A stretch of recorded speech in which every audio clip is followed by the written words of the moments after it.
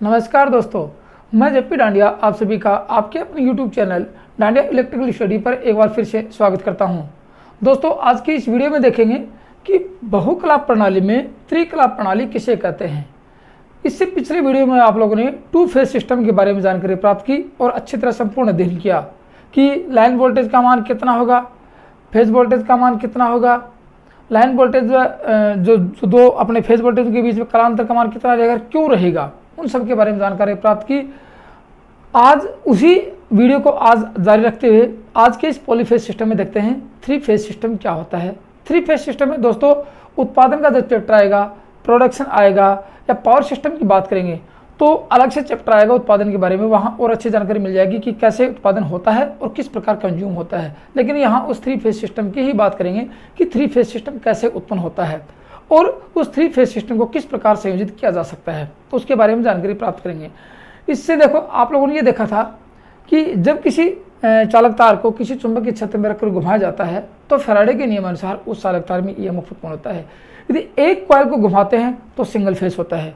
यदि दो कॉइल को, मैंने आपको बताया, 90 डिग्री के अंतराल पर रखकर उसको घुमाते हैं तो उसमें टू फेज सिस्टम उत्पन्न होता है। और मैंने आपको ये भी बताया था कि 360 डिग्री का एक सर्किल होता है, उसमें यदि फेजों की संख्या का फाई n का भाग देते हैं तो आपको वो चीज़ मिल जाती है कि प्रत्येक फेज के बीच में कलांतर कितना होना चाहिए। तो लेकिन उससे पहले आपको ये बताऊंगा कि त्रिकला सिस्टम होता क्या है, उसके बारे में जानकारी प्राप्त करें हैं। थ्री फेज सिस्टम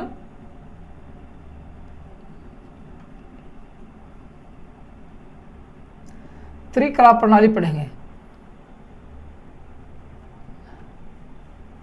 ये पढ़ रहे हैं आज त्रिकला प्रणाली। अब इसमें आप लोग देखोगे कि इससे पिछली वीडियो में आप लोगों ने टू फेज सिस्टम पढ़ा था। टू फेज सिस्टम में क्या पढ़ा था आप लोगों ने, ये देखा था कि दो कॉइलों को 90 डिग्री के अंतराल पर रखकर आप लोगों ने चुंबकीय फ्लक्स में घुमाया था तो आपको टू फेज सिस्टम मिला था।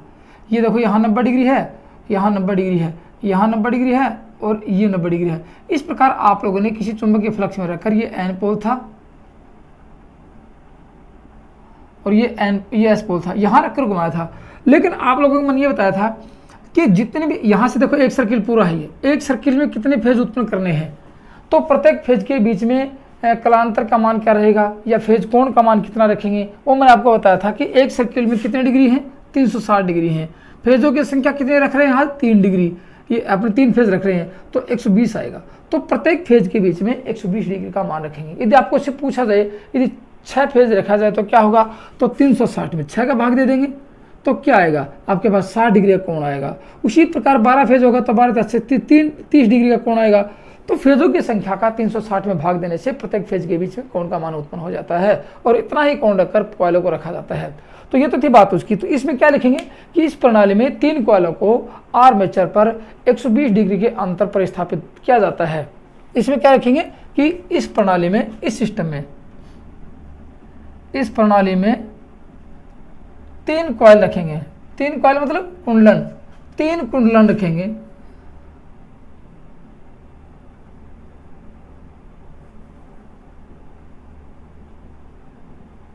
तीन कुंडलन को आपस में कितनी डिग्री पर, 120 डिग्री के अंतर पर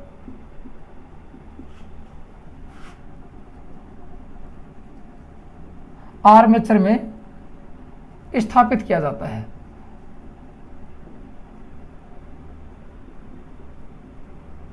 ये है इसमें थ्री फेज सिस्टम की परिभाषा।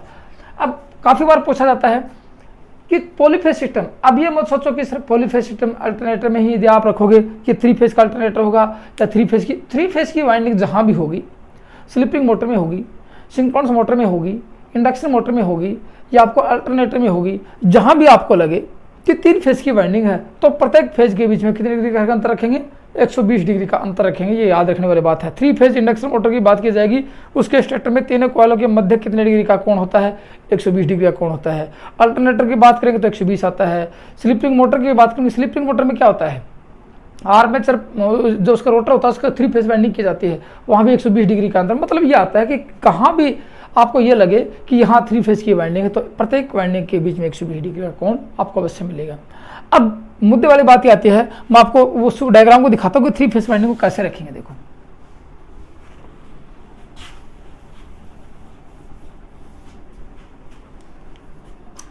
अब आप मान लो जैसे ये आप लोगों ने आर्मेचर ले लिया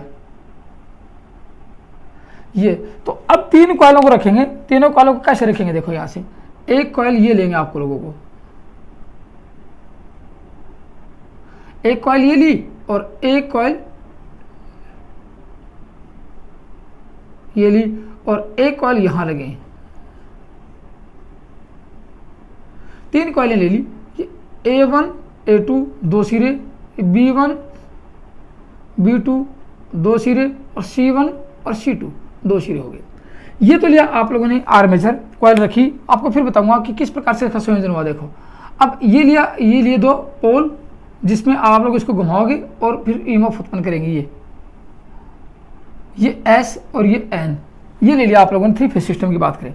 अब देखो यहाँ से आप लोग इसका यदि ग्राफ खींचोगे, आप इसको यदि इसकी वेवलेंथ देखोगे, इसका साइन वेव देखते हो, कैसे देखते हैं, देखो यहाँ पे ये एक कॉइल जिसकी बात कर रहे हैं, गौर से देखना कि 3 फेज सिस्टम कैसे उत्पन्न होता है।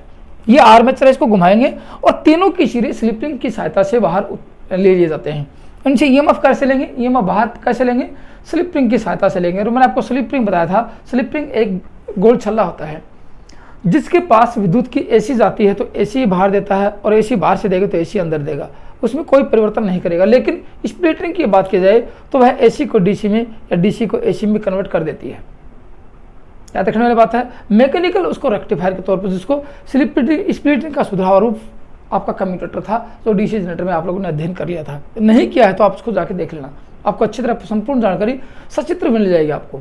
लेकिन यहाँ देखेंगे 3 कॉइलें हैं। अब एक कॉइल ये देखो, इसका एक सिरा ये है, एक सिरा है और दूसरी कॉइल का, तीसरी कॉइल के 3 सिरे हैं। अब आप लोग इसको देखोगे कि यदि एक कॉइल, इस कॉइल का पहला सिरा इसकी बात कर रहे हैं, ये एन पोल के संपर्क में से सबसे अधिक विद्युत वाहक होगा। मैं आपको इसकी विद्युत वाहक की दिखाता हूँ। सबसे अधिक विद्युत वाहक ये आ गया इसके, यहाँ पे देखो आ गया ना, यहाँ आ गया इसके अंदर विद्युत वाहक एक कॉइल में आ गया। तो ये क्या है, इसको UVW 3 होंगे आपके पास। कॉइलों के सिरे किससे रखेंगे, UVW से रखेंगे। ये U है, U कॉइल का है, VU हो गया। V वोल्टेज किसका है, U का वोल्टेज, U कॉइल का वोल्टेज है। इसका अधिकतम है तो इसमें भी कुछ तो होगा, इसमें 120 डिग्री के बाद उत्पन्न होगा। तो अब इसका देखो, आप इसमें देखोगे ये 3 सिरे जोड़ रखे हैं तो इसका सर्किट डायग्राम कैसे बन गया। देखो ये कॉइल ये है, एक कॉइल ये है, एक कॉइल ये ले लिया आप लोगों ने। फिर दूसरी कॉइल 120 डिग्री पे देखो ये आ गई, इस कॉइल का दूसरा सिरा ये, एक कॉइल का दूसरा सिरा ये, तो दूसरी कॉइल 120 डिग्री पे ऐसे आ गई, ये ऐसे आ गई, और तीसरी कॉइल 120 डिग्री के अंतर पर ऐसे आ गई। अब आप कहोगे सर आपने इस प्रकार जोड़ रखी हैं। यदि आप लोगों को इसके संयोजन देखोगे आप लोग कि 3 फेज सिस्टम को कितने प्रकार से संयोजित कर सकते हैं, तो आपको ये समस्या आएगी आपके सामने, ये चीज़ आएंगी आपके सामने। तो कितने रूप से, ये आप 2 रूप से संयोजित करोगे, लेकिन तीनों कॉइलों के बीच में 120 डिग्री का अंतर है, 120 डिग्री का अंतर है, 120 डिग्री का। जैसे आप लोग 2 फेज सिस्टम में ऐसे देखा था, ये ऐसे देखा था 90 डिग्री के अंतर पर। इसका टाइम क्यों नीचे तक आएगा, ये तो लंबा चित्र हो जाएगा। ये एन पोल आप लोगों का था, ये एन पोल था, तो एन पोल के संपर्क में एक कॉइल आई, ये बी कॉइल है और ये सी कॉइल है। एन पोल के संपर्क में एक कॉइल आई तो इसमें विद्युत वाहक बल सबसे अधिक हुआ। कितने डिग्री पे हुआ, मान लीजिए कि ये 90 डिग्री पे हुआ, ये 90 डिग्री आ गई, तो 90 डिग्री पे ईएमएफ का मान सबसे अधिक हुआ, ये आपकी 90 डिग्री। 120 डिग्री यहाँ पे आ गई, 120 डिग्री के बाद ये कॉइल उठ के यहाँ आएगी। गौर से समझ लें मेरी बात को, ईएमएफ कैसे उत्पन्न होगा। ये कॉइल इसको ऐसे घुमाएंगे, एंटी क्लॉकवाइज घुमाएंगे इसको, तो ये कॉइल उठ के इधर आएगी, तो इसको कह सकते हैं ये कॉइल उठ के इधर आएगी ऐसे, तो ये ऐसे चली जाएगी और ये ऐसे चली जाएगी, ऐसे घूमेगी। फिर ये कॉइल उठ के इधर आएगी, ये ऐसे जाएगी और ये ऐसे जाएगी और ये ऐसे जाएंगे आपके कॉइलें। तो फिर क्या होगा कि एक कॉइल उठ के इधर जाएगी, एक कॉइल यहाँ आ गई तो बी कॉइल यहाँ आ गई। बी कॉइल ने ईएमएफ इसमें वोल्टेज को काटना, इसमें चुंबकीय फ्लक्स को काटना शुरू किया। कितने डिग्री के बाद में, 120 के बाद में, तो यहाँ कितना है 90 के बाद में 30 और मिलाएंगे तो 120 मान लीजिए कि यहाँ आएगा, ठीक है ना, 30 मान लीजिए कि यहाँ आएगा। तो यहाँ से देखो इसको मैं एक वेव को पूरा कर देता हूँ ऐसे, ये ऐसे एक वेव, तो ये कितना है 180 डिग्री, ये कितना है 270 डिग्री, ये कितना है 360 डिग्री। गौर से सुना मेरी बात, ये 90 डिग्री हो गया, ये कितना है पाई, ये कितना है, ये पाई बाई 2, और ये क्या है 3 पाई बाई 2, और ये 2 पाई ऐसे आता है, ठीक है। अब आगे देखेंगे कि इस कॉइल में 90 डिग्री के बाद में दूसरी कॉइल उठेगी तो इसका ईएमएफ का मान धीरे धीरे डाउन होगा ऐसे, क्योंकि ये इधर आनी शुरू हो जाएगी और ये ए पोल के संपर्क में, एन पोल के संपर्क में बी कॉइल जानी शुरू हो जाएगी, तो इसमें ईएमएफ बढ़ेगा, इसमें क्योंकि ये दूर जाएगी इससे, इसमें ईएमएफ घटना शुरू हो जाएगा, तो इसमें घटेगा। 120 डिग्री के बाद में हमारा 30 डिग्री और जोड़ दिया, 120 डिग्री यहाँ से, इसमें बढ़ेगा, इसमें घटेगा, इसमें बढ़ेगा, इसमें घटेगा, ऐसे। तो यहाँ कुछ डिग्री के यहाँ पे ये दोनों मिल जाएंगे, लेकिन यहाँ 120 डिग्री के बाद में ये कॉइल यहाँ पे आएगी, देखो ऐसे। ये कॉइल जब यहाँ पहुँच जाएगी तो इसका EMF, ये कॉइल यहाँ पहुँच जाएगी, ए कॉइल यहाँ पहुँच चुकी है और सी कॉइल यहाँ आ गई और बी कॉइल यहाँ पहुँच गई। इसका मतलब कि इसमें EMF का मान बढ़ना शुरू हो गया। इसमें ये 90 डिग्री पे आ जाती है तो इसमें EMF का मान सबसे अधिक हो जाता है। EMF का मान सबसे अधिक हुआ तो कितने डिग्री के बाद में हुआ, तो यहाँ कितना देखो, यहाँ से लेके यहाँ तक का कितना डिग्री का कोण हो गया, ये हो गया 120 डिग्री का कोण, 120 डिग्री का कोण होगा यहाँ तक का। ये 90 डिग्री तक का कोण था, कितने डिग्री आगे बढ़ा, 30 डिग्री। यहाँ से यहाँ तक का कितनी डिग्री हो गया उसकी बात कर लेते हैं हम। यहाँ से यहाँ तक का कितने डिग्री हो गया, अब उसकी बात कीजिए, 120 से यहाँ था, अब ये 280 है, ये 90 और ये 90 180 हो गया। 180 से आगे यदि थोड़ा और किया जाए तो यहाँ 210 डिग्री आता है, 210 डिग्री।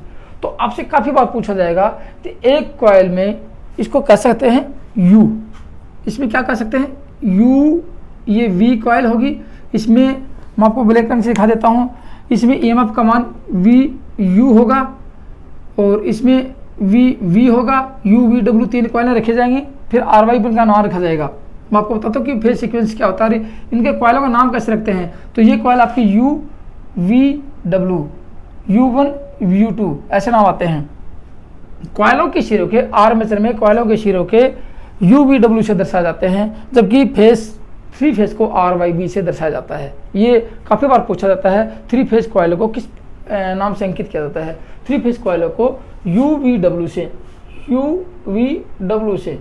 इसी व्यू कॉइल के 2 सिरे हैं तो U1 और U2 ऐसे, U2, V1, V2 और W1 और W2।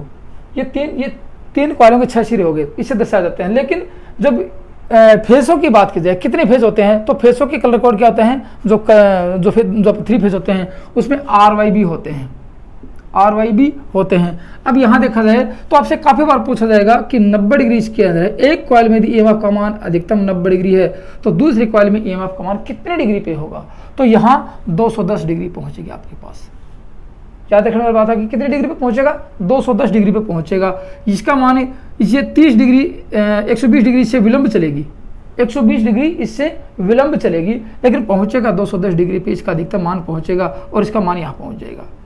ठीक है ना। अब इसका मान धीरे धीरे डाउन होगा। देखो अब कंडीशन क्या आ गई, यहाँ बी कॉइल पहुँच चुकी है, यहाँ ए कॉइल आ गई, ठीक है ना, यहाँ बी कॉइल पहुँच गई, यहाँ सी कॉइल आ गई और यहाँ अब ए कॉइल आ गई, यहाँ पहुँच गई सी कॉइल और यहाँ पहुँच गई बी कॉइल। अब उसमें आप घुमाओगे तो यहाँ क्या पहुँचेगी, सी कॉइल पहुँचेगी, यहाँ क्या पहुँचेगी, ए कॉइल और यहाँ बी कॉइल, ऐसे पहुँचेगी, ये पहुँचेगी। तो अब इसका मान धीरे धीरे डाउन होगा, गौर से सुनना, इसका मान धीरे धीरे डाउन होगा। मैं यहाँ से एक दूसरा आपको एक लाइन और बना के दिखा देता हूँ, ऐसे आपको अच्छी तरह समझ में आ जाए। देखो यहाँ से, ये यहाँ से देखो ये 90 डिग्री है, ये 120 डिग्री है, यहाँ से कितनी है 120 डिग्री के बाद में, 120 डिग्री के बाद में ऐसे आ गई है। ये कितने डिग्री बाद चला, 120 डिग्री बाद चला। अब तीसरी कोण की, तीसरी फेज की बात करें तो यहाँ कितने डिग्री बाद चलेगा उसकी बात कर लेते हैं। देखो यहाँ से तीसरा कितने डिग्री विलंब बाद में चलेगा या फिर कितने समय का अंतराल चलेगा, सारी बातें आपको बताऊंगा। सभी आपसे पूछे जाते हैं, प्रश्न आपसे सभी पूछे जाएंगे जो कितने डिग्री बाद विलंब चलता है। अब आप लोग देखो कि 90 ये यहाँ से 90 डिग्री, यहाँ से 210 डिग्री यहाँ पे। अब आप लोग 90 डिग्री से कितने डिग्री जोड़ा, गौर से सुनो, 90 डिग्री में 30 डिग्री जोड़ा तो ये हुआ। अब यहाँ से 210 डिग्री पहुँच गया, इसका अधिकतम मान 90 डिग्री पे था, तो दूसरा फेज चला 30 डिग्री बाद में, ये 210 डिग्री पे अधिकतम पहुंचा, तो तीसरा फेज कितने डिग्री बाद चलेगा, 240 डिग्री बाद चलेगा। तो यहाँ से मान लीजिए कि 180 ये आ गई आपकी, 180 ये है, ये 180 है और 270 आपकी ये है, ये तो 180 में कितने डिग्री बाद में 210 डिग्री आपकी ये आ गई। गौर से सुना मेरी बातें, पॉइंट टू पॉइंट देखते जाना। 210 डिग्री ये पहुंच गई, 210 डिग्री पे ये अधिकतम मान है, ये अधिकतम मान 200। अब कितने डिग्री बाद चलेगा आपका फेज चलेगा 240 डिग्री बाद में, 30 डिग्री और जोड़ेंगे तो 210 के बाद यहाँ से चलेगा आपका तीसरा फेज चलेगा, ये यहाँ पे आ गया और 30 डिग्री और लगा देते हैं, यहाँ से तीसरा फेज चलेगा ऐसे, ये तो ये हो गए आपके 3 फेज, ये हो गए आपके 3 फेज हो गए RYB। या फिर एक यू कॉइल में ईएमएफ का मान, वी कॉइल में ईएमएफ का मान और डब्ल्यू कॉइल में। अब आपसे पूछा क्या जाएगा वो देखो, यहाँ से आप प्रत्येक डिग्री का कोण का मान देखो, यहाँ पहुँचा आप लोग 0 डिग्री, यहाँ π/2, यहाँ पाई डिग्री, यहाँ 3π/2 और 360 डिग्री 2 पाई। यहाँ 90 डिग्री के बाद में जे कॉइल का ईएमएफ अधिकतम होता है उसके जस्ट 30 डिग्री बाद में दूसरी कॉइल का ईएमएफ शुरू हो जाता है। तो इसमें लिख सकते हैं, यहाँ लिख दो कोई बात नहीं है, कि आर, ये आर मान लेते हैं, आर फेज अधिकतम मान 90 डिग्री पे होता है। तो वाई फेज की बात की जाए तो कितने डिग्री बाद में, 90 प्लस 30 डिग्री बराबर 120 डिग्री से चलेगा, 120 डिग्री से अधिकतम मान चलेगा, कितने डिग्री पर पहुंचेगा, फिर आगे पहुंचेंगे और 210, 120 से शुरू होगा 210 डिग्री पर, क्योंकि 90 डिग्री बाद में 210 डिग्री पर अधिकतम मान होगा।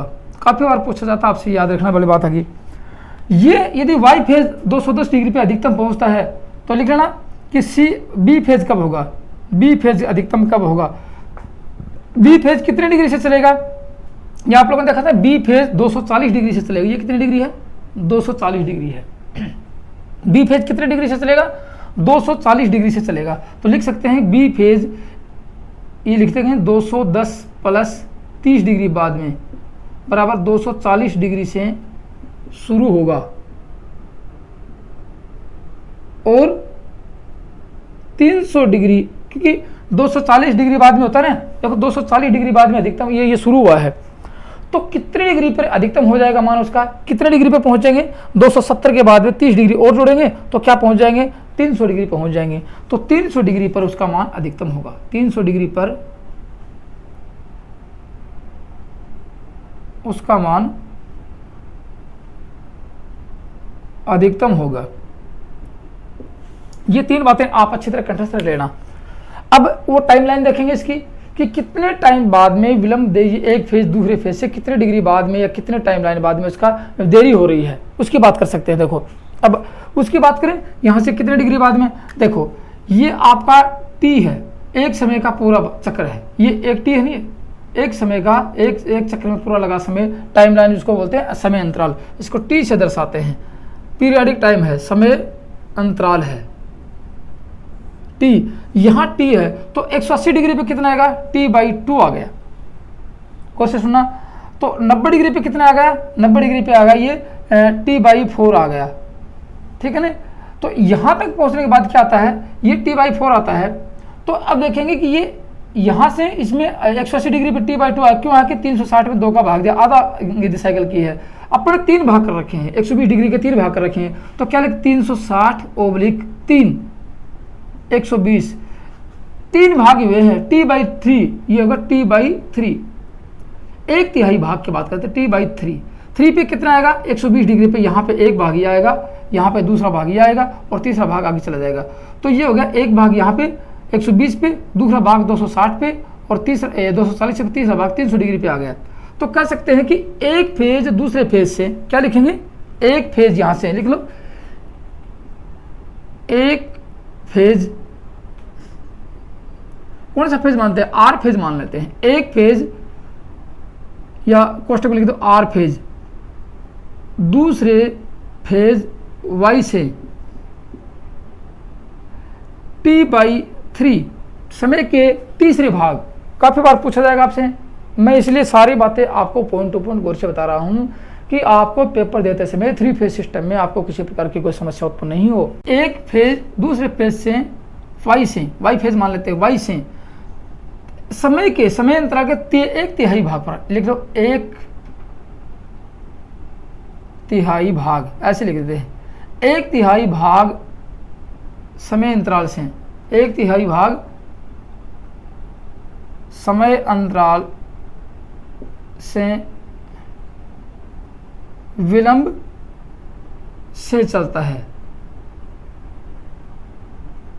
ये हो गया समय अंतराल के विलंब से चलता है, 1/3 भाग से चलता है। तो प्रत्येक फेज होगा, आर फेज से वाई कितना चलेगा 1/3 भाग पर, वाई से बी कितना चलेगा 1/3 भाग पर, बी से फिर ए आ गया कितने भाग चलेगा 1/3 भाग पर। एक कहने का मतलब ये आ गया कि 1/3 भाग से समय अंतराल पर सब चलते रहेंगे। और आपसे ये देखो, फिर वापस डिग्री देख लोगे आप, तो ये कितने डिग्री पे पहुंचा, ये डिग्री आप स्पेशल ध्यान देना, ये 210 डिग्री पे है, ये 300 डिग्री पे है, ठीक है ना, और ये 120 डिग्री से चला है, और ये 240 डिग्री से चला है, ये देख लेना गौर से, ये 240 डिग्री से चला है। ये तो था आप लोगों का 3 फेज सिस्टम, जिसमें आप लोगों को प्रत्येक फेज टू फेज आपने देखा। लेकिन दोस्तों यदि 3 कॉइलें आप लोगों ने प्रयोग की हैं, उनको घुमाया है, 3 फेज सिस्टम उत्पन्न किया है, या त्रिकला प्रणाली को आपने व्यवस्थित किया है, तो फिर इन तीनों फेजों को या तीनों कॉइलों को किस प्रकार संयोजित कर सकते हैं। उनके संयोजित करने के आधार पर, या फिर ऐसे मान सकते हैं कि 3 फेज प्रणाली को कितने रूप में संयोजित कर सकते हैं। वो 2 रूप आएंगे आपके सामने, 2 प्रकार आएंगे आपके सामने, जो कि इस 3 फेज सिस्टम में सबसे अहम भूमिका निभाते हैं, सबसे इंपॉर्टेंट होते हैं। परीक्षा में जब भी क्वेश्चन आने की संभावना रहती है तो उस 3 फेज सिस्टम के संयोजन से ही आती है, जो कि आप लोग जानते भी हो, जिसको एक को कहते हैं स्टार कनेक्शन और दूसरे को कहते हैं डेल्टा कनेक्शन। स्टार को हिंदी में तारा कनेक्शन कहते हैं और डेल्टा को हिंदी में त्रिकोण कनेक्शन कहते हैं। दोस्तों ये स्टार और डेल्टा होते हैं, यही संपूर्ण त्रिकला प्रणाली को व्यवस्थित करके रखते हैं और पावर का मान व्यवस्थित करते हैं। पावर का मान अधिक चाहिए या कम चाहिए, पावर का मान कहाँ कितना चाहिए, पावर यदि आपको पावर चाहिए वोल्टेज बराबर चाहिए या धारा का मान अधिक चाहिए, सब के सब क्या लगते हैं, ये स्टार और डेल्टा ही 3 फेज प्रणाली में व्यवस्थित कर रखते हैं। लेकिन उनको जब 3 फेज सिस्टम उत्पन्न हो जाता है उसके बाद में उनका संयोजन करते हैं। लेकिन यहाँ एक चीज़ और समझ में आ गई है, 3 फेज सिस्टम आप लोगों ने उत्पन्न किया, लेकिन आप लोगों ने ये नहीं देखा कि इस कॉइल में, कौन सी कॉइल में, कॉइल नंबर 1 की बात कर लेते हैं, या आर कॉइल की बात कर ले, आर वाई बी, या फिर पहुँचेंगे यू वी डब्ल्यू।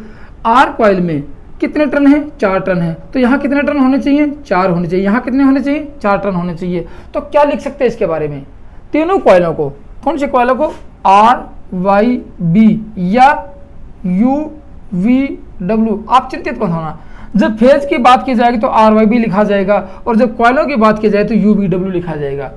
आप कहोगे सर आप दोनों लिख रहे हो, जब फेज की बात की जाएगी कि 3 फेज कौन कौन से होते हैं तो आर वाई बी लिखेंगे, और जब किसी मोटर की बात करते हैं वहाँ 3 कॉइलों को व्यवस्थित करते हैं, फेज तो नहीं है वहाँ पे, जब 3 कॉइलों को व्यवस्थित करते हैं तो यू वी डब्ल्यू से अंकित किया जाएगा, इसलिए मैंने यू वी डब्ल्यू लिखा है। और जब फेजों की बात की जाती है तो वहाँ आर वाई बी लिखा जाता है। तो मैं इसकी बात कर लेता हूँ कि तीनों कॉइलों को ये तीनों एक ही फॉर्मर पर लपेटेंगे, एक ही फॉर्मर पर लपेटा जाता है। एक सबसे बड़ी विशेषता ये आती है, ये आपके सामने काफी समस्या आएगी, क्यों, जब आप ये देखोगे कि इसमें यदि फेज सीक्वेंस की बात करते हैं या फिर वोल्टेज अनबैलेंस क्यों हुआ, मोटर अनबैलेंस क्यों होगी, तो आपके सामने समस्या आएगी, मोटर अनबैलेंस क्यों हुई, फेज सीक्वेंस यदि इसमें वोल्टेज का मान अधिक क्यों हुआ, कम क्यों हुआ, फ्रीक्वेंसी समान क्यों नहीं हुई, ये आपके सामने तब समस्या आ गई। एक ही फॉर्मूला पर लपेटेंगे। दूसरा आता है समान साइज के तार रखेंगे, समान साइज के तार रखेंगे तीनों में, इन तीनों की बात कर रहा हूं मैं, तीनों में एक ये था और तीसरी बात करते हैं, समान साइज के तार रखे, समान टर्नों की संख्या रखेंगे, टर्नों मतलब चक्रों की संख्या, समान टर्नों की संख्या रखी जाती है। एक बात ही आती है, चौथी बात कौन सी आती है, 4 विशेषताएं रखी जाएंगी, चारों को समान रूप से रखा जाएगा तो ही आपका 3 फेज सिस्टम प्रॉपर रूप से काम करेगा, अन्यथा प्रॉपर रूप से काम नहीं करेगा। अब इन समान को नहीं रखेंगे तो समस्या कहाँ उत्पन्न होगी वो बताएंगे आप लोगों को। समान कोणीय गति से घुमाएंगे, समान कोणीय गति से घुमाया जाता है, समान कोणीय गति से घुमाया जाता है। अब आप कहोगे सर इसमें से कुछ अनबैलेंस हो जाए तो क्या होगा, अब देखो आप कहोगे सर टर्नों की संख्या में अनबैलेंस हुआ तो क्या हुआ, वोल्टेज समान नहीं मिलेगा, तीनों फेजों में वोल्टेज समान नहीं मिलेगा, ठीक है ना। और फिर कहेंगे कि यदि कोणीय गति से नहीं घुमाएंगे तो फ्रीक्वेंसी समान नहीं मिलेगी,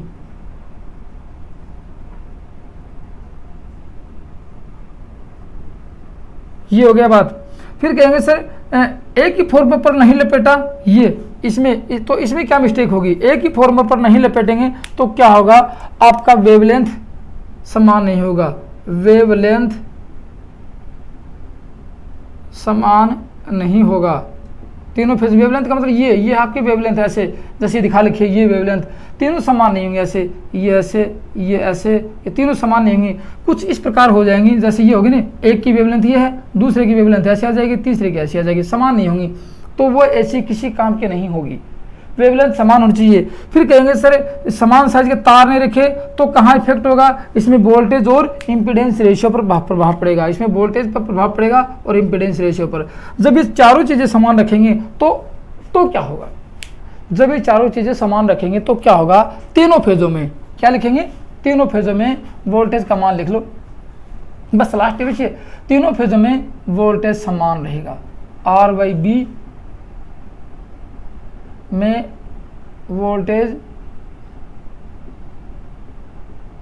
समान रहेगा, वेवलेंथ समान रहेगी, इसका उल्टा लिख लेंगे, वेवलेंथ समान रहेगी, वोल्टेज समान रहेगा, फ्रीक्वेंसी समान रहेगी, और तीनों फेजों के इंपीडेंस रेशियो और वोल्टेज का मान समान रहेगा। ये तो थी बात इनकी, जब इनको बराबर रखेंगे तो ये नहीं रखेंगे तो कंडीशन ये आएगी, और रख लेंगे तो कंडीशन ये उत्पन्न हो जाएगी। इसलिए क्या कह सकते हैं, 3 फेज सिस्टम में तीनों फेजों में वोल्टेज का मान समान होता है, तीनों फेजों पर फ्रीक्वेंसी का मान समान होता है, तीनों फेजों का इम्पीडेंस रेशियो समान होता है। क्यों, क्योंकि वो शर्तें आपको बताई थी, शर्तें आप लोगों ने रखी। और फ्रीक्वेंसी समान क्यों, क्योंकि आपने इसको समान कोणीय गति से घुमाया है, इसलिए कहा जाता है 3 फेज सिस्टम में ये सब तीनों फेजों पर सब राशियां समान होंगी। ये तो थी बात 3 फेज सिस्टम की। अब इनके मैं कुछ फॉर्मूले बता देता हूँ आप लोगों को कि इस R फेज का फॉर्मूला क्या होगा, B का क्या होगा, C का क्या होगा। चलो इतना लिखने के बाद थोड़ा सा मिटा देता हूँ, थोड़ा ज़्यादा पूरा तो नहीं मिटा सकता, अब आप उसको उतार लेना। एक छोटी सी बात और बच गई, R फेज की बात करें या A फेज की बात करें, A की बात कर लो, U की बात कर लो, UVW की बात कर लो, तो लिख देते EA या EU लिख लो, या ER लिख लो, EA के लिख लो, A फेज है, A की बात कर लेते हैं। इसका EMF का समीकरण क्या होगा, इसका EMF की बात करें, आप लोग जानते हैं, इसी का चैप्टर पढ़ के आ गए पहले से। इसका EMF समीकरण क्या होगा, E maximum into sine omega T. एक तो पहले का ऐसे, क्योंकि ये 90 डिग्री पे है साइन ओमेगा टी, ये कितने डिग्री बाद में उत्पन्न होगा, दूसरा होगा 120 डिग्री बाद में। तो EB की बात करें, EB बराबर E मैक्सिमम इंटू साइन, कितने डिग्री बाद चला है, कितने डिग्री बाद चला है, इसमें अंतराल के लिख लो, sine omega T minus 120 degree के बाद में, ये लिख लेना, ओमेगा टी माइनस 120 डिग्री के बाद में चला है, तो ये आ गया 120 डिग्री। 3 फेज की बात करो, तीनों फेजों के वोल्टेज कैसे ज्ञात करेंगे। EC की बात करें तो E मैक्सिमम इंटू साइन, ये कितने डिग्री बाद चला है, आप लोगों ने देखो 240 डिग्री बाद में, तो लिख सकते हैं sign omega T minus 240 degree. ये आपसे काफ़ी बार तीनों के तीनों कॉम्बिनेशन पूछे जाते हैं, इसलिए मैंने आपको सबसे पहले बताया था कितने डिग्री बाद में इसका मान EMF उत्पन्न होगा, वो सबसे पहले बताया था। दोस्तों ये तो थी बात आपकी इनकी इस 3 फेज सिस्टम की, 3 फेज सिस्टम में कैसे कैसे उत्पन्न होता है। अब आपके सामने बचा क्या है, आपके सामने ये बचा है कि इन तीनों फेजों को या त्रिकला प्रणाली को, 3 फेज सिस्टम को कितने रूप से संयोजित कर सकते हैं, जो कि अगले वीडियो में देखेंगे कि स्टार और डेल्टा कनेक्शन क्या होता है। स्टार डेल्टा को जब तक नहीं पढ़ोगे तब तक ऐसे मान लो कि पॉलीफेज का चैप्टर आपका अधूरा ही है। स्टार डेल्टा कनेक्शन के फॉर्मूले नहीं याद करोगे तब तक ऐसे मान लो कि आप किसी पॉलीफेज की मशीन को नहीं पढ़ सकते, नहीं उसका अध्ययन कर सकते। पॉलीफेज मशीनें 3 फेज ट्रांसफार्मर आएंगे, 3 फेज मोटरें आएंगी, सिंक्रोनस मोटरें आएंगी और स्लिपिंग मोटरें, सब कुछ। तो इसमें 3 फेज सिस्टम में स्टार और डेल्टा पढ़ना अनिवार्य है, जो कि बहुत ही मोस्ट इंपॉर्टेंट टॉपिक होता है अपने कैलकुलेशन करने में और किसी भी प्रकार के मशीन को समझने के लिए। तो ये तो दोस्तों मैंने आपको सिर्फ छोटी सी एक इंट्रोडक्शन दिया कि 3 फेज सिस्टम होता क्या है, कितने डिग्री के बाद चलता है और किस प्रकार में इनका मान उत्पन्न होता है। ठीक है।